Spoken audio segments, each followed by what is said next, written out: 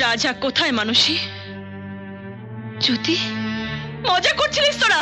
হ্যাঁ, গৌতমকে নিয়ে, আমার ভালোবাসা নিয়ে এরকম করতে তোর দাদার একটু বাঁধলো না? জ্যোতি, কি ভেবেছিল রাজা আমি সারা জীবন অন্ধ হয়ে থাকবো আর ও আমার সে না দেখতে পাওয়ার সুযোগ দেবে? একটা মৃত মানুষের মুখোশ লাগিয়ে তার প্রাপ্য ভালোবাসার ভাগ নেবে? তুই আমার দাদাকে ভুল বুঝছিস। বুঝেছিলাম, কিন্তু এখন আমি পরিষ্কার বুঝতে পারছি আমার ঘেন্না হচ্ছে নিজের ওপরে। গৌতম নেই, গৌতমের ভালোবাসা আমার জীবন থেকে চিরকালের মতন হারিয়ে গেছে, অথচ আমি জানতেই পারলাম না। গৌতম ভেবে আমি আমার সব ভালোবাসা সঁপে দিয়েছিলাম একটা নোংরা মনের কাছে। আমি একবার, শুধু একবার তোর ওই ঠক চোচ্চোর দাদার সঙ্গে দেখা করতে চাই। ওকে জিজ্ঞেস করতে চাই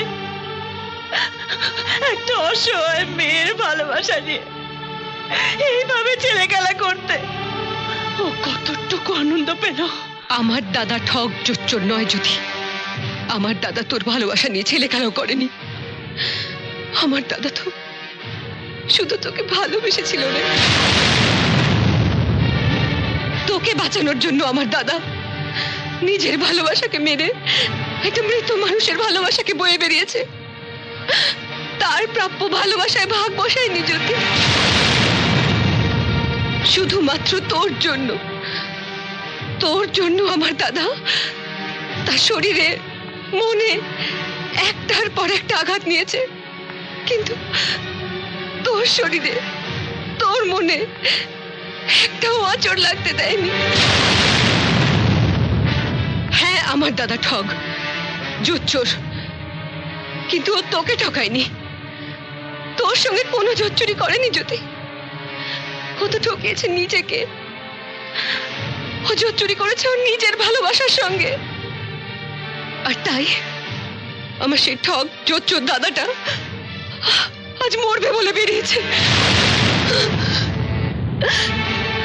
কারণ ও তোর মুখোমুখি হতে পারবে না জ্যোতি, ও তোর মুখোমুখি হতে পারবে না রে। আমার দাদা ঠগ জোচ্চোর নয় জ্যোতি, আমার দাদা শুধু তোকে ভালোবেসেছিল রে। তোকে বাঁচানোর জন্য আমার দাদা নিজের ভালোবাসাকে মেরে একটা মৃত মানুষের ভালোবাসাকে বয়ে বেরিয়েছে। আমার সেই ঠগ জোচ্চোর দাদাটা আজ মরবে বলে বেরিয়েছে।